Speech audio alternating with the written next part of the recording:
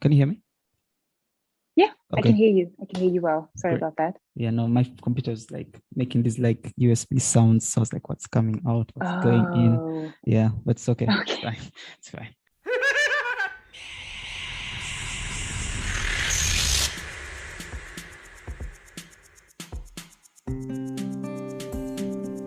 In this episode of Madhouse, we speak to Atandiwe about her life as an artist and all the behind-the-scenes work she's been doing in the music industry. Enjoy the episode.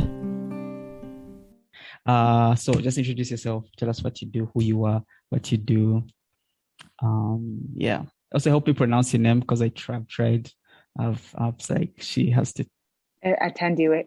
Atandiwe. Okay. That Yes, I actually yes. said it like that, and I was like, is that how it's pronounced? I'm not sure. Let's ask her when she. Yeah. So just tell us who you are, what you What you do. doing? Yeah. Who you are and what you do.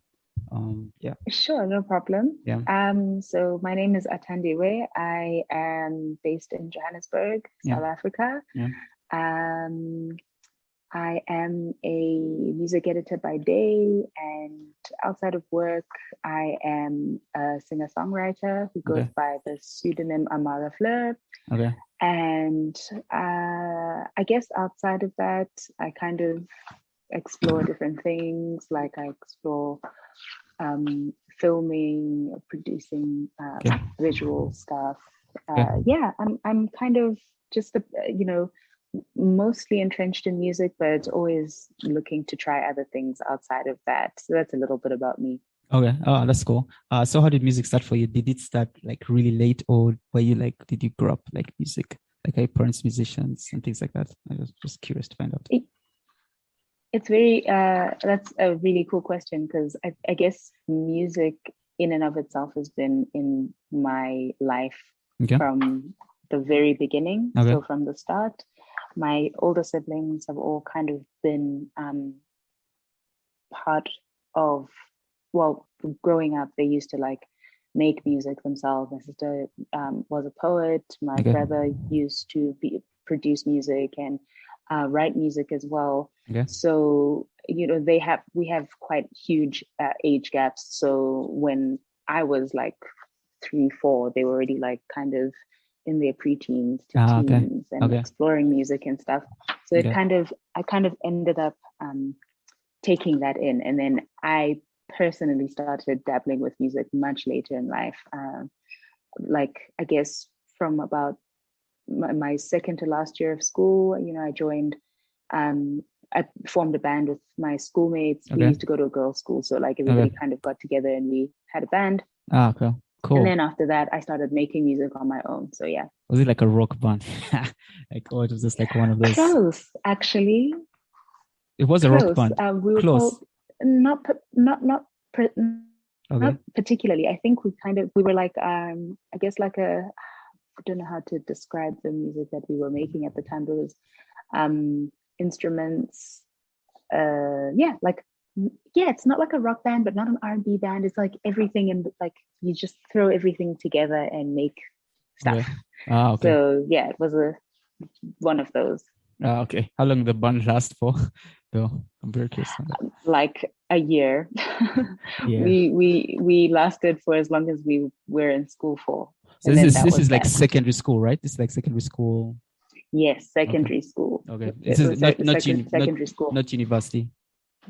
No. So in university, that's when I guess I was doing like music solo completely, like full on writing stuff.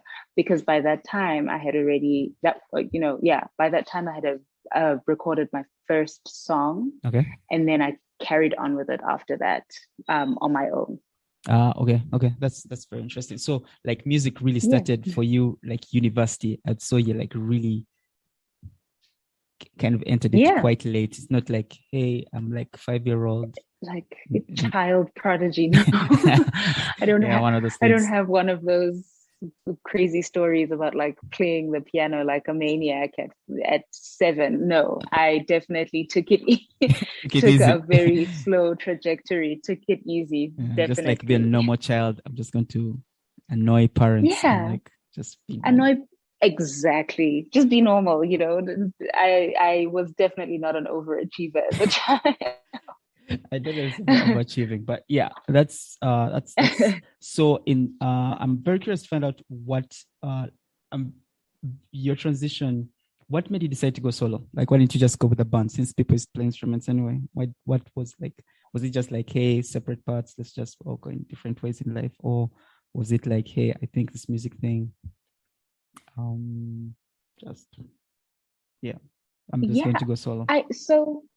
Exactly. So, it's actually the former, what you said first. Okay. People just had different ideas for their lives. I think every single person that was in the band with me knew how to make music. So they knew how to play instruments, they knew how to sing, but it really wasn't something they wanted to take on, like, as a career.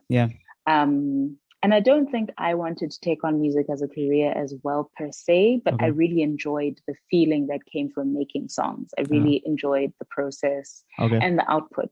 So for me, I definitely felt like I had to keep going, but it was a very natural sort of end to it. It's just people felt like they had other things to do. Yeah. Okay. No one insulted the other and called the other one stupid. No. And then and like, you just said something very interesting where you said like it was not something. So what were you going to do in university? Was it music, or you were going to do like something else and music was the hobby? Was that something that you were thinking of, like music is the hobby? Yeah. Okay. So what did you do? Music had to be the hobby because my parents were very like they I guess I could say or were, I'm not sure, but my parents weren't really into the idea of me like studying music. It just didn't make sense to them how I would make a career out of it.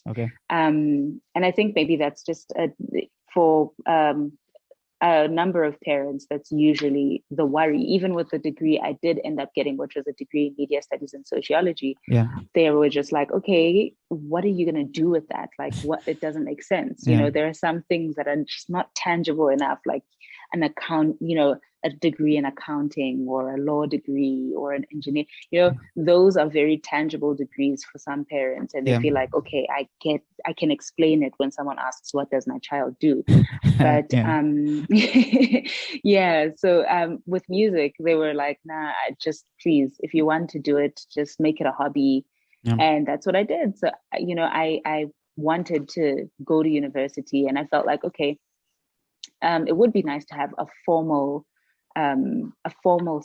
sort of structure when it comes to music. I think people who have had a chance to study music in university, they may have opposing opinions because they've actually done the degree. But for me, looking from the outside in, it's like, it's so nice because you have all this technical experience that you get. You understand music from a very from an academic perspective, which can be nice. But also the lovely thing about music and like collaborating with musicians is that you end up learning all that stuff through those people anyway. So And these days with the technologies of the day, you may not even need to know any music theory. You just need to know to create the feeling and win on that.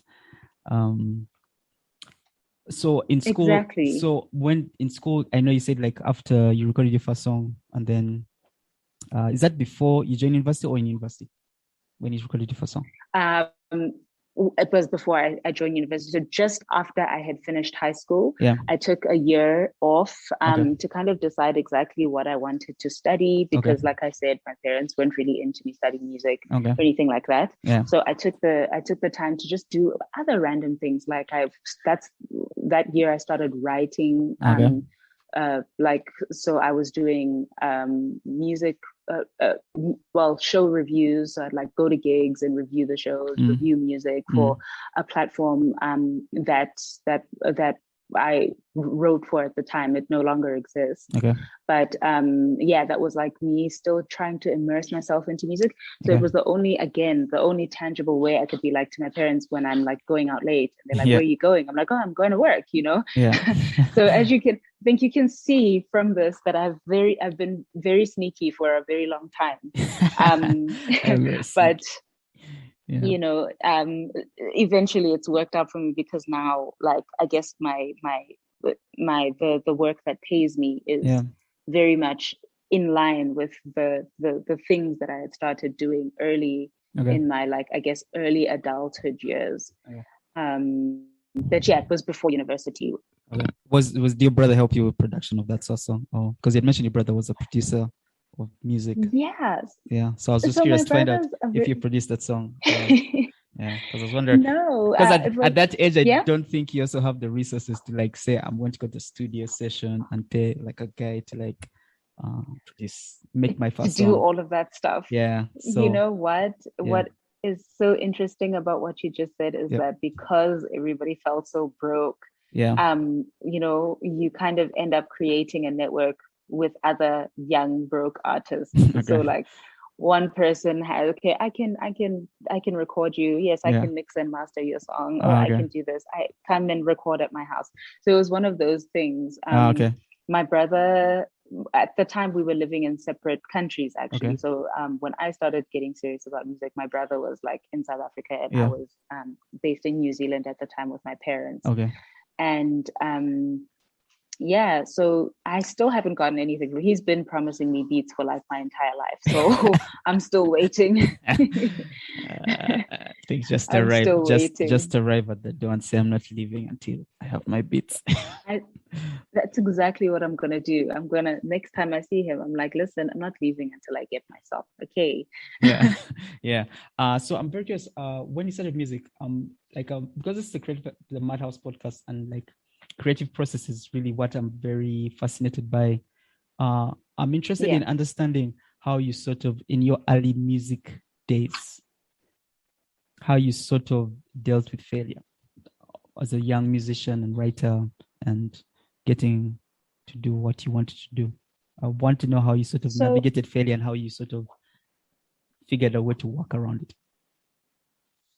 Okay, so I kind of have a weird answer to that. I don't think I managed, actually. I didn't know how to cope with failure because when I felt like things weren't working out, I just stopped making songs. Like I stopped making music for a very long time. Oh, okay. Maybe like 3-4 years. Okay. It's a bit foggy now, but it was too long.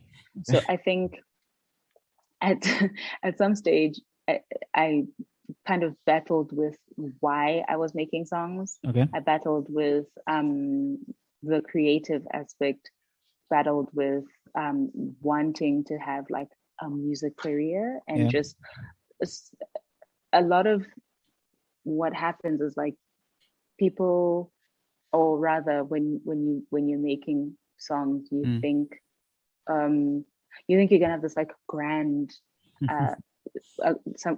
like this huge amazing thing happen to you, but you realize that it's actually very hard. Like you have to learn the business side of music. You have to connect to various people who may know different things about the music industry that you don't. It's also a very like uncomfortable industry, if we're very honest. Like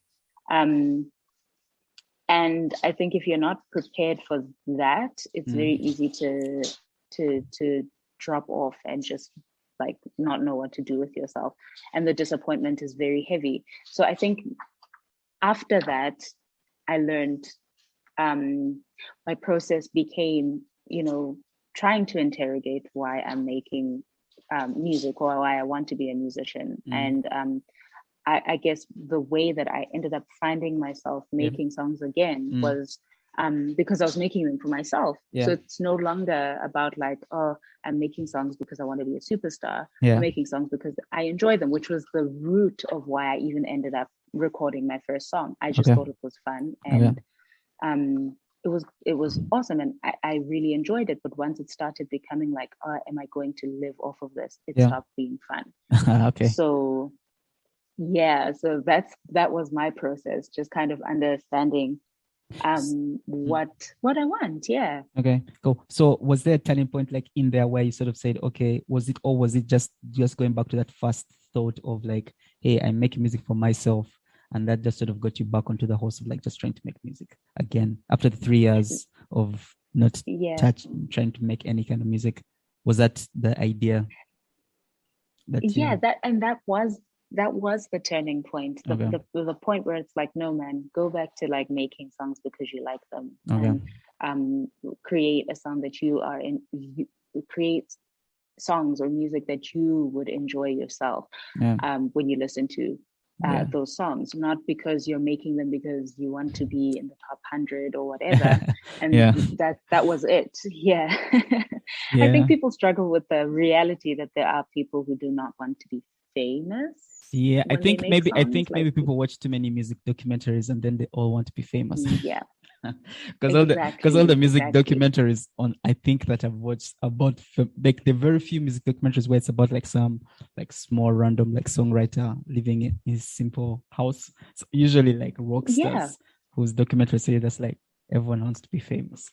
And those are the stories that we'll always hear. I don't think there are enough examples of like musicians who enjoy living a relatively low profile or like simple life, like and it's I think that seems like a nice web series to start making. I think I'm just going to like bleep. I want to bleep out. I want to bleep out this whole bit and then just go and get to work. Please, you do not want to wake up one day and see your show concept on one of these streaming services. Especially we know some are really the kings of these music documentaries. You know what? we know there's some that are really good at really making these music documentaries. But so after university, what did you do? I'm very fascinated now to find out, like, because like now you've sort of, was this turning point after university or before university? Like, after university, way after it. Last year, that turning point happened. So after university, I became an intern at Viacom CBS Africa. Okay. So I was a digital marketing intern again, like, because at Viacom they've got like MTV and BET and all of that stuff. So again, I ended up in a space where I was interacting with other musicians, people who were basically doing stuff that I wish I was doing. This is like a recurring theme in my life, like up to this point where I've just been interacting with music from the outside and not as like as a musician artist. Yes, as a musician. So so I was there for a year, and then right after that I carried on and did I was a social media specialist working with musicians and sports people at the same time at this company that I was working at. And again, spending a lot of time at like Red Bull Studios and stuff like that. Again, like interacting with artists, making content with them, all of that. And then now I'm at this stage in my life where I'm, a music editor. And I think my life after university has been very quick. Like I've spent the last 3 years working like corporate jobs, but they've all been connected to music in some way, which is completely unreal to me because usually, a very long time ago, it was almost, you couldn't imagine like working with music and, or finding it so easily accessible. And I think to an extent, it's still not accessible. Like these jobs are very few and far between, hard to find, right? So I think I've been very lucky in that sense because, man, like even just to get one gig where you can be an A&R is like, very hard. Like your story just reminds me of this documentary, I think 6 Feet from Stardom, where they did like stories on like backup singers from like of the biggest rock stars, of like guys who like doing backup for Michael Jackson. And like when you talk about your job and like how it's like, it seems like, and you're saying like you're always like working within always like in the background, and like just close to like the thing you want to do. It just reminded me of like 6 Feet from Stardom, of like all those backup singers who just do amazing work, but no one ever knows. Nobody knows the work. But then you're like, oh wait, when you see the full production, you're like, oh wait, those vocals are like those guys, and it's like really cool. that was her. She made the exactly. No, and but I mean, I'm just saying, like how you're saying, like it's such a hard job, but such a powerful job at the same time. Like because like what you do, precisely. No one's ever going to say like, hey, Attitude is doing like this really cool. No one's going to. But like when we put the full picture together, and we're like, oh wait, what she did was actually really necessary and important, and like right. Yeah. So that's why I said 6 feet stardom hit me when you're talking. Yeah. I'm actually going to check that out because I haven't seen it. You haven't seen it? Wow. But like, really cool. No, I haven't. But I definitely will. Yeah, I think it won like an Oscar like in 2016 or something like that. I don't remember. But in 2016, but it was a really good documentary about like the guys behind the backup singers behind these really big stars.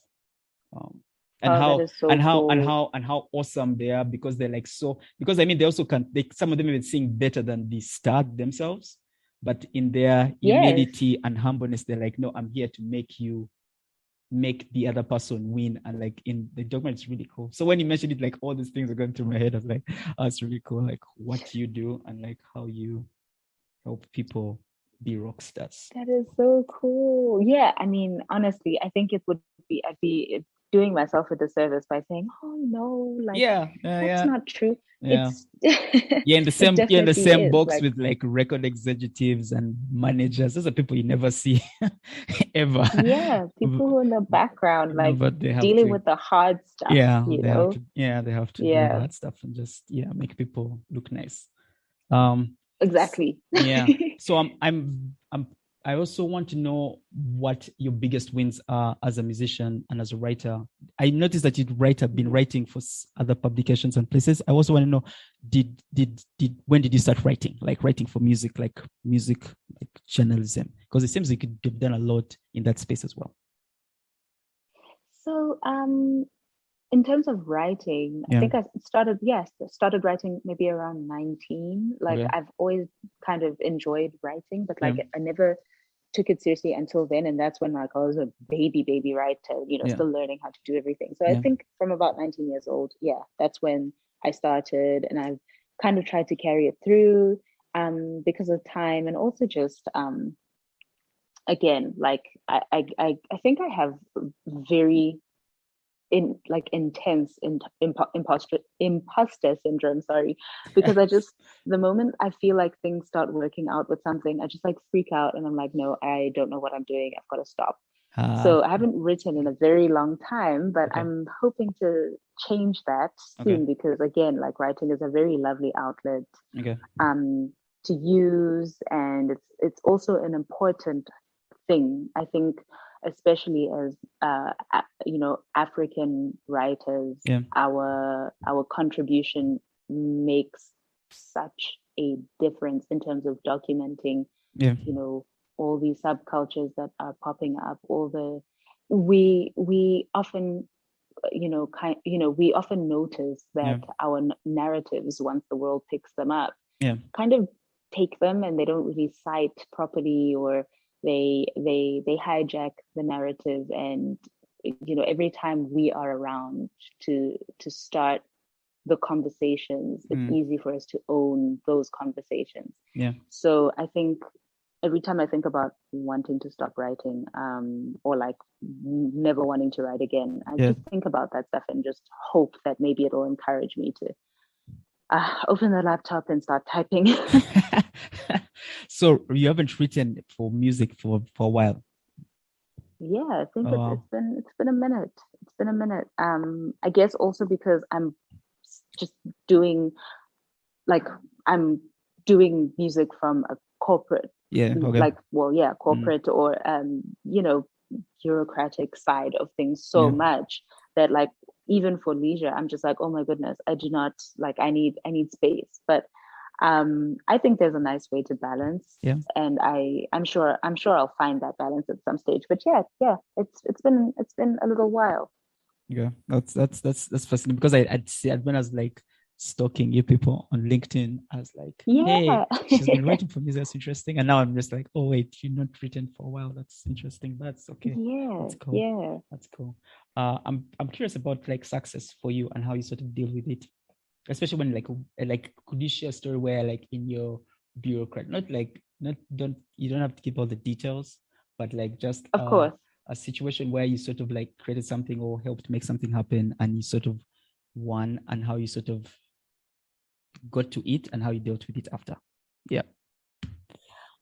So do you mean like from like a work perspective? Yeah, or like from a work personal... perspective, like work personal, like but a Oh, work perspective where you sort of were creating something within the music space. It could even be a song, or but just something you sort of succeeded at, and how you sort of came to it, and yeah. how you sort of dealt with it after, or how you dealt with the reactions of the others after you had sort of won. Yeah, because we've talked about failure, so I'm now we're just flipping to like just having conversation like about the success side of things. Yeah, that is really cool. I like how you look at both possibilities, you know. Well, that's the process of creating. You have to fail and win, I guess. Exactly. Yeah. Can't only do one. Yeah. Can't win all the time.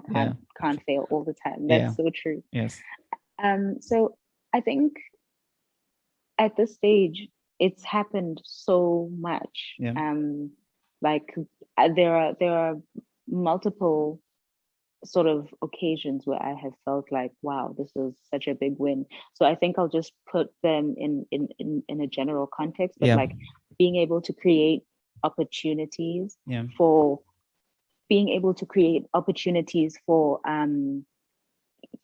young up and coming artists. In any way whatsoever is huge for me. Being able to create visibility for, I guess, like pockets of the music space that aren't commercial, that often get overlooked. Being able to give them the look that they deserve, it has always been like a very big win. Like it's always exciting when that happens. And I feel like it has happened a few times already. That's nice.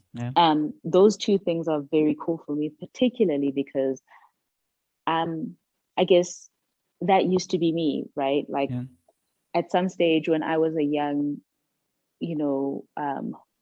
hopeful in the music industry, I had wished that there would be someone looking out for me like that, to like be like, hey, I've got, we've got this campaign happening. Do you want to be on it? Or, hey, this is happening. We're collaborating with this, with these people. Do you want to do that? Like having that opportunity where someone looks at you and they see your potential and want to help you grow was something I really wished to have. And it didn't happen. And I don't think it's like no hard feelings, like just times change, right? Times change. Different people end up in certain spaces, and what you were not able to experience, you can create for other people. I don't believe in the whole notion of I suffered, so other people must suffer too. I worked hard to get to this stage. So I don't think that that's it's a bad omen. Why would you do that why would you do that to yourself, first of all? And why would you do that to other people?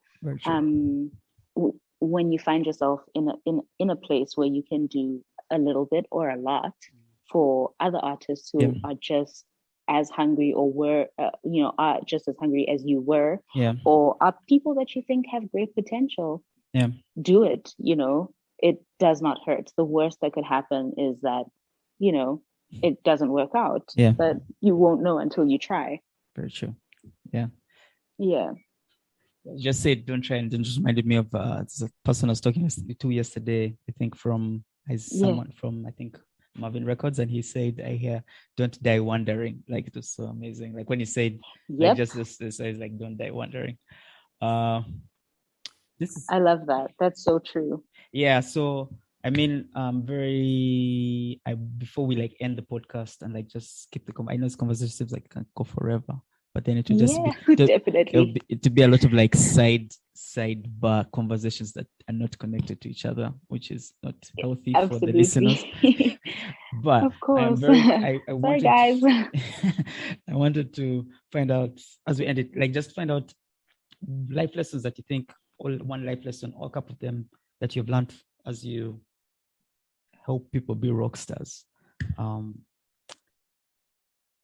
what you have learned and what life lesson do you think people can take, whether they're in the music industry or whether they're just creators or creative people, and how they can apply those life lessons to either their lives or their creating creative lives? So the biggest life lesson for me is, particularly when it comes to the music industry, has been, even as an independent artist, not even from like any other thing. Do not be afraid to learn about the business. Yes, it sounds boring. Yes, it's a lot of work. It's time consuming, doing the Google, doing the reading, doing all of that. It's time consuming, but it will save so many people from a lot of like, you know, broken dreams and broken spirit and all of that stuff, because the industry, making music is different. That is fun. That's you interacting with yourself and your creative process, or you create, you know, or other people that you're working with. The moment you decide that you want to put your music out there, right? And not just put it out there and like enjoy the fact that it's out there, but you want to create something out of it. That is when you literally, you know, pick up your pick yourself up and just accept the fact that you need to do the research, because people need to understand